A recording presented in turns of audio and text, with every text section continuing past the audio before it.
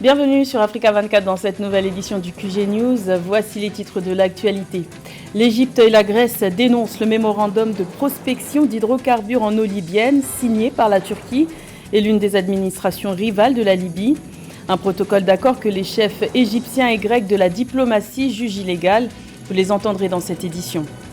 L'Ouganda ambitionne de lancer un fonds de crédit à l'exportation. Objectif affiché par le premier exportateur africain de café, aider les exportateurs nationaux à conquérir de nouveaux marchés. Et si la FinTech donnait un nouvel élan au développement économique de l'Afrique, le numérique au service du secteur financier, c'est l'une des pistes envisagées par les spécialistes pour dynamiser le taux de bancarisation sur le continent. La Grèce et l'Égypte montent au créneau et refusent les protocoles d'accord signés le 3 octobre à Tripoli entre la Turquie et l'une des administrations rivales libyennes. Des accords qui prévoient l'exploration conjointe des réserves d'hydrocarbures dans les eaux libyennes, alors que les désaccords sur la délimitation de cet espace maritime ne sont toujours pas réglés. Les ministres égyptiens et grecs des Affaires étrangères jugent illégal ce mémorandum de prospection d'hydrocarbures signé par le gouvernement d'Abdelhamid Beba. Ils en appellent à l'intervention de l'ONU pour assurer un retour à la stabilité en Libye, pays où deux gouvernements rivaux se disputent le pouvoir depuis mars dernier. Écoutons d'abord le chef de la diplomatie égyptienne, Sameh Choukri, puis celui de la Grèce, Nikos Dendas. J'insiste sur le fait que l'ONU et son secrétaire général doivent prendre des mesures claires concernant l'illégitimité du gouvernement libyen sortant.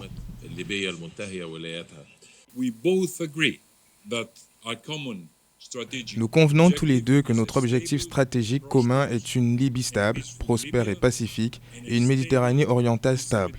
La Grèce soutient les efforts entrepris qui ouvriront la voie à la tenue d'élections en Libye, élections parlementaires et élections présidentielles.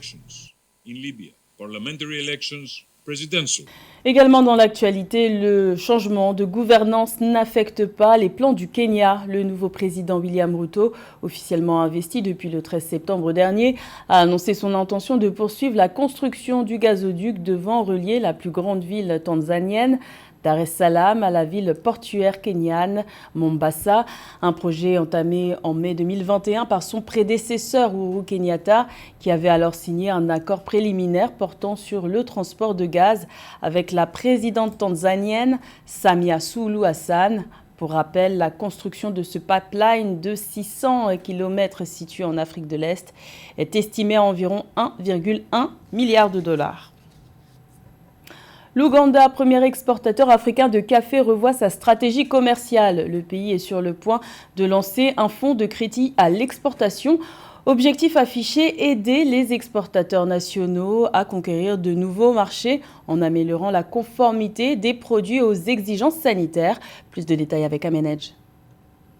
L'Ouganda prépare le lancement d'un fonds de crédit à l'exportation. L'objectif est d'aider les exportateurs nationaux à conquérir de nouveaux marchés selon l'agence Bloomberg. Outre les financements, il s'agit d'améliorer la conformité des produits aux exigences sanitaires tout en contribuant à la mise en place de stratégies de conquête des marchés. Pour rentabiliser les placements d'aide à l'exportation, il serait bon de les concentrer dans le secteur agricole, notamment dans toutes les chaînes de valeur de transformation, des niches pour lesquelles l'Ouganda est leader, naturellement les clusters et tout ce qui touche à la transformation agricole des tomates, des choux, des aubergines et des avocats, des domaines où l'Ouganda a fait preuve d'un certain leadership, non seulement dans la zone, mais aussi à l'exportation.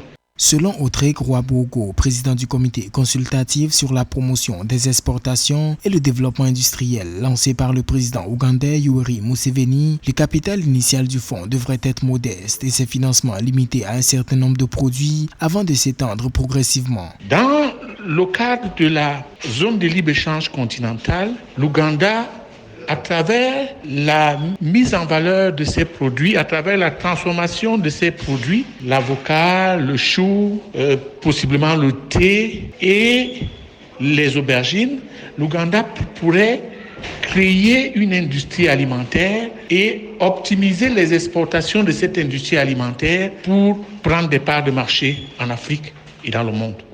En 2020, les exportations de biens en Ouganda se sont élevées à 4,14 milliards de dollars, tandis que les importations ont atteint 2,25 milliards de dollars, entraînant une balance commerciale déficitaire. Les importations de biens et services devraient rester élevées les années à venir en raison des investissements dans les grands projets d'infrastructure. Quel avenir pour la FinTech sur le continent africain? Ce mot qui signifie technologie financière désigne les petites entreprises qui fournissent des services financiers grâce à des solutions innovantes. Le numérique pourrait-il être la clé du développement économique en Afrique avec un taux de bancarisation qui est pour l'instant assez faible, à peine 10%? Élément de réponse avec Corinne Camden. En Afrique, le taux de bancarisation s'élève à seulement 10%. En cause, un réseau physique bancaire peu développé et la difficulté des banques à s'implanter dans certaines régions. Ces dernières années, l'essor de la FinTech a permis de relever le taux de bancarisation grâce à ses services innovants, rapides et simples. Nombreuses sont les entités qui entendent exploiter son potentiel. C'est le cas du Kigali Finance Center, basé au Rwanda. Les fintechs pour nous sont très importants parce que l'un des grands problèmes du continent, c'est l'inclusion financière. Et nous avons tous appris aujourd'hui que grâce à la technologie, il est possible de donner accès aux services financiers aux personnes qui sont aujourd'hui dans des régions reculées ou qui n'ont pas accès aux services de base. Raison pour laquelle, au Rwanda, à travers Kigali International Financial Center, nous voulons mettre à disposition des acteurs de la FinTech une plateforme qui leur permet de se développer. Le Marocain Africa Pay, les Nigériens OP, EnterSwitch ou encore le Sénégalais Wave, des plateformes qui ces dernières années ont prouvé l'impact de la FinTech dans l'inclusion financière en Afrique. La FinTech permet en effet de faciliter l'accès à un compte bancaire sur le continent. À elles seules, les FinTech du continent ont levé environ 1,3 milliard de dollars d'investissement sur l'année 2021. Dans un rapport, la Conférence des Nations Unies sur le commerce et le développement faisait état d'une augmentation des investissements dans le secteur qui pourra atteindre 4 milliards de dollars d'ici la fin 2022. Kigali International Financial Center a pour vocation d'être la première place financière de référence pour le continent africain. Ici, nous sommes en train d'attirer non seulement les acteurs africains, mais aussi les acteurs qui sont en dehors du continent et qui veulent opérer en Afrique. Donc nous n'avons pas une vision qui est uniquement rwandaise, mais nous avons une vision qui est panafricaine. La FinTech au service de l'inclusion financière, certes, mais les experts estiment que pour une finance vraiment inclusive, l'Afrique doit adopter une réglementation commune. Le développement d'une telle plateforme est nécessaire pour exploiter le potentiel d'innovation du continent dans le domaine des technologies financières. Dans le reste de l'actualité, en Côte d'Ivoire, l'introduction d'un permis de conduire à points d'ici la fin de l'année 2022 divise. Cette réforme initiée par les autorités a pour but d'enrayer la recrudescence des accidents de la route et de diminuer de moitié le nombre de victimes, car d'après les chiffres fournis par le ministère ivoirien des Transports, près de 1500 personnes ont perdu la vie depuis le début de l'année suite à un accident de la route. Cette réforme suscite de nombreux débats chez les automobilistes ivoiriens. Il y a ceux qui applaudissent cette réforme pour lutter contre l'insécurité et ceux qui redoutent que cette nouvelle mesure renforce la corruption. Les autorités misent sur la verbalisation par vidéo et prévoient des amendes, voire des peines de prison pour sanctionner les contrevenants. Le Bénin s'engage dans une revalorisation des salaires. Le salaire minimum interprofessionnel garanti devrait connaître une hausse de 30% à partir de janvier 2023. Il devrait passer de 40 000 francs CFA à 52 000 francs CFA, une mesure que le gouvernement béninois avait annoncée dès le mois d'avril dernier. Les précisions de Eugène Chema et Samantha Saberou-Saboubanga. Les salariés qui percevaient 40 000 francs CFA à la fin du mois verront leur salaire revalorisé de 30% en début d'année 2023.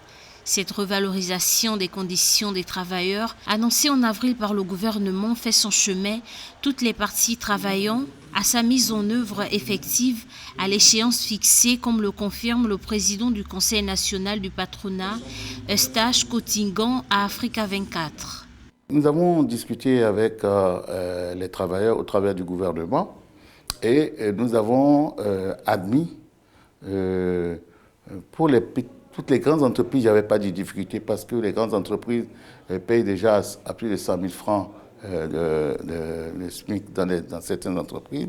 Mais pour les petites entreprises, nous avons dû vraiment faire violence sur nous-mêmes pour que nous puissions accepter et définitivement d'avoir à augmenter le SMIC de 30%, ce qui nous amène à 52 000 francs, puisque le SMIC était à 40 000 francs. Et je peux vous dire que ça va être un effort supplémentaire, surtout pour les petites entreprises, pour subir justement cette augmentation. L'organisation patronale fondée en 1984 et représentant les dirigeants des entreprises béninoises, le CNP Bénin reconnaît l'amélioration par les pouvoirs publics du climat des affaires dans le pays d'Afrique de l'Ouest et une transparence dans les obligations fiscales des entreprises, une situation propice au respect des obligations des employeurs et à plus d'investissements. Non, le climat des affaires s'est beaucoup amélioré au Bénin. On dit qu'au jour d'aujourd'hui, avec les réformes, ne serait-ce que de digitalisation, au jour d'aujourd'hui, il y a une clairvoyance totale des impôts que nous payons. Pour renforcer également la trésorerie des entreprises, nous avons besoin que dans le temps, ces impôts puissent également diminuer un tout petit peu pour permettre aux entreprises de faire d'autres investissements. Outre le passage du SMIC de 40 000 francs CFA à 50 000 francs CFA, les travailleurs bénéficieront également en début d'année 2023 d'une assurance santé-maladie dont la souscription sera obligatoire pour les employeurs. C'était le journal de la rédaction. Merci de l'avoir suivi. L'information continue sur Africa 24.